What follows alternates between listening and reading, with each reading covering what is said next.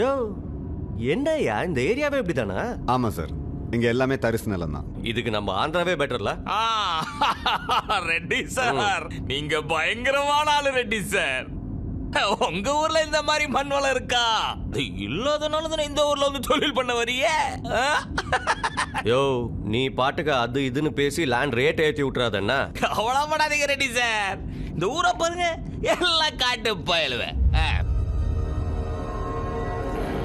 Reddy sir, lawyer கிட்ட நம்ம ஸ்டைல்ல சாமர்த்தியமா பேசி இந்த டீலை முடிச்சு தரேன்.